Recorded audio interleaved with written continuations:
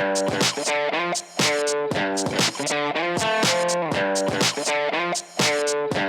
guys, what's up? Welcome to itmeWeekly here. We've got, things they're kind of starting to get back to normal here. Let's just jump to the schedule and you kind of see what I mean. Alright, so as you can see, we've got two role plays this week. RollPlay D&D and RollPlay Ehbon. Still no Dark Heresy. That's because a bunch of people are going to DreamHack this next weekend, so simply can't play. But after that, I think we should be good for the foreseeable December in terms of when we can play. It'll really probably be up to the rest of the guys if they want to do it each week, but we'll see. No promises, but we're going to try to get it done. So tonight, Monday at 8 p.m. Eastern, we're going to be doing RollPlay D&D till about, I think we're doing that for, we might be doing that for 4 hours. Might be going 4 hours tonight. We'll see when the show goes live. Tomorrow at 4 o'clock EST, we'll be doing RollPlay Ehbon. That's going to be going back into week number, I believe, 4. So I'm really excited for that because I love doing that campaign. Wednesday and Thursday, we're going to do I'm going to be doing my standard Twitch streaming. We're going to be starting at 4 o'clock EST for those streams. Probably be focusing on next-gen games. I most likely won't be going back to Assassin's Creed 4 for some time. I want to focus on things like Rise and some other stuff like that. I'm also enjoying Killer Instinct at the moment. Guys, there's a ton of games to play. Hell, I gotta beat Mario as well, which a lot of people won't consider a next-gen game, but I do, because it's the best game to come out this year on a next-gen platform. So we'll be playing a lot of different games Wednesday and Thursday, so come check it out. We'll probably be streaming for around 3, anywhere from 3 to, 3 to 6 hours, 3 to 7 hours. So Friday, we've got 8 Bits going down at 1 o'clock EST. Me and DJ Wheat, I think it's just going to be a duo show this week. But we got a lot of stuff to talk about in terms of next-gen stuff, and I'm really excited to see all of that. I just got really nervous because one of my mods messaged me, and I thought this was being live streamed and not locally recorded. Regardless, Friday, 8 Bits. Saturday and Sunday, I'm going to most likely take the day off. What that means is there may or may not be a stream. I'm not going to dedicate to a stream on either of those days, but it is Thanksgiving this week, and I am streaming on Thanksgiving because I'm just going to be up here in Dallas by myself. But Saturday and Sunday, there may be some streams. There may not be. We'll have to see how that goes. Maybe we'll do some different stuff. I'm not sure. By the way, Thursday I might be playing Portal 2 co-op with Caitlin on my stream. That was one of the ideas that was thrown around, so we'll see. We might be switching it up a little bit this week. You could follow twitter.com/realroleplay for any updates on the shows. I don't see any cancellations or foresee any cancellations this week, so we should be all good to go. But regardless, still follow the Twitter, because there are things that come out from time to time. What you can expect on YouTube this week, we've got VODs of RollPlay Ehbon and D&D, as well as a JPOV coming up of the Xbox One. I already did the PS4 one last week. I've spent around 15 hours or so of the Xbox One. Maybe spend some more time with it before I actually push that out, because I think that I have a lot of things to say about the Xbox One, and one of the questions I get asked is which one is better, and I'll definitely go into that in the video, because I think that's a bullshit question, to be very blunt. But we'll get to that in the actual video. One last thing before we jump out of the schedule: the raffle for the PS4 giveaway that I'm doing for charity is going to be occurring tonight, right before RollPlay D&D. I'm going to be emailing the winner, and if they aren't in the chat, they'll have 24 hours to respond to that email. If they do not respond, I will be repicking a winner until they do. So we'll just be picking a winner each day until someone responds.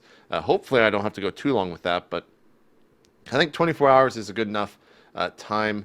My only concern is that it's during the holidays, but everyone has email on their phones and whatnot, so we should be good to go. We should be okay. I'll make it very, very clear in the emails that you have 24 hours to respond. But that's it for the schedule of the week. Let's go ahead and answer some fan mail. Boo! Whoop. All right, guys, questions can be submitted over at reddit.com/r/itmeJP in the sticky post at the top of the page. First question comes from Caseman984. How do you think your relationship with your fans or viewers or whatever has changed now that you're more of a streamer slash YouTube personality versus back when you were almost exclusively a caster? Um, for me, I think it's gotten better. I think that when I was a caster, I was, at least towards the end of it, I was very jaded and very quick to shut out any and all opinions uh, just about what I was doing because there was a lot of negativity there, and I tried to stay away from that. So it was really actually hard to have a relationship. I mean, I had Twitter, and that was kind of the one way to um, kind of facilitate a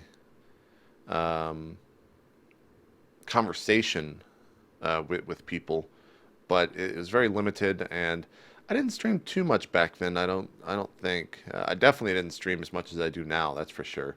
And I did stay to the game a lot, and that was kind of a I wouldn't call that a community. It was more state of the game kind of existed as this giant um, what's the best word for it? This giant hurricane of negativity. And that is kind of what the show hinged on for a while there, actually. We always seemed to have a negative outside or outlook on stuff, and granted, there were some positive things in there, but I felt like it always was a hindrance to building a community, and that people were more. This is maybe just true in life. People are more prone to be excited by negativity than they are positivity. So in terms now, kind of looking at things now, I really enjoy the community that we've got with my Twitch and with YouTube here. I think that I can do some things to facilitate that, and that's kind of some stuff that I'm working on behind the scenes to really make it kind of a tight knit group. I think that one of the best ways right now to really get involved with it is over on the subreddit. That's probably kind of the core of the community, and maybe probably watching Twitch as well. I recognize a ton of people every time I stream, just regular viewers and whatnot, and subscribers and whatnot. But I think it's a lot better now, personally, than what it was back then.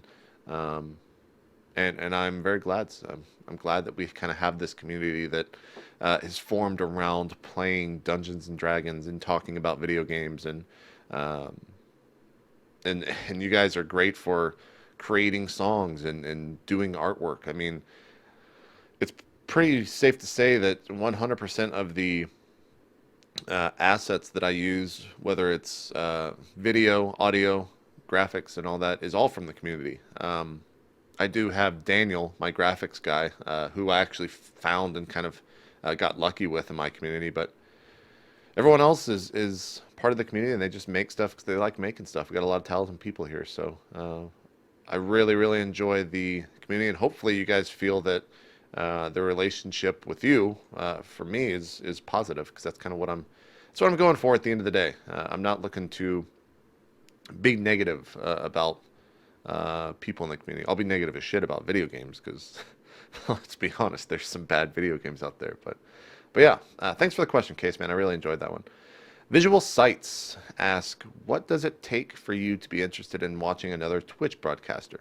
Word of mouth or just skimming through the newly released game they're playing? What does it take? Well, I think one of the biggest things is that they just have to be pleasant. They have to not be a douchebag or really like flashy or like selling it too hard or anything like that. Some of the streams that I watch regularly, Tally, Crip, um, Man vs. Game, Lethal Frag. I watch Sean every now and then, especially on Fridays for his day off. Um, Dan's Gaming. They're all just pretty mellow people. They're not kind of catering to the lowest common denominator or anything. They're just dudes streaming video games that don't have too much of like a craziness factor, or they're just nice people. That's kind of what comes across in the cast.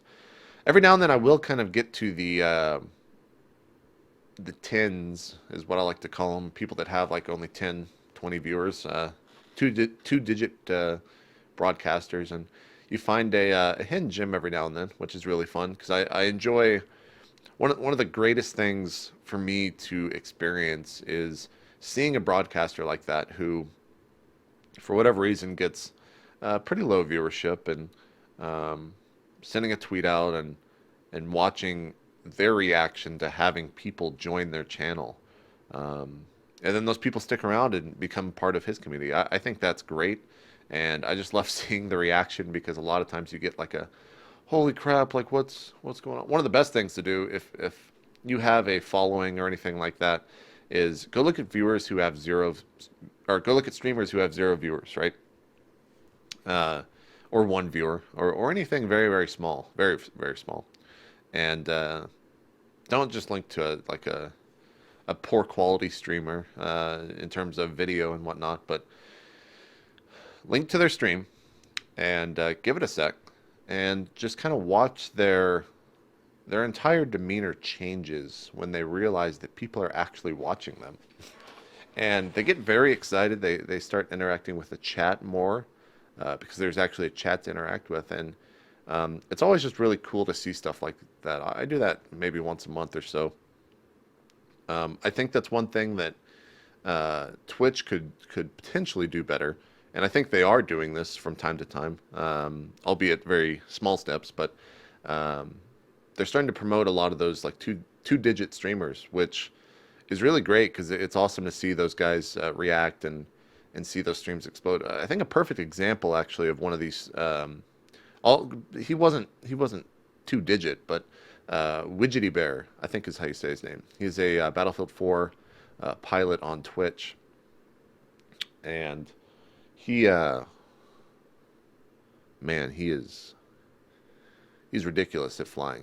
But I tweeted a stream right before, back during the beta actually, of Battlefield 4, and got him around like 1,000 viewership or so. It wasn't anything crazy, but one of the people that I actually got watching was Gunrun, and I think I want to say that it was Gunrun that kind of was responsible for all this, but now he wasn't partnered back when I was watching him. Now he's partnered. He's got subscribers. He's featured on the front page like almost daily. The guy's really just blown up, and rightfully so. I mean, this is a guy that is incredible at piloting a helicopter.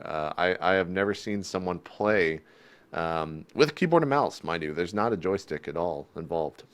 Play as well as he does. So that's just one of the cool things about Twitch, how people can blow up overnight.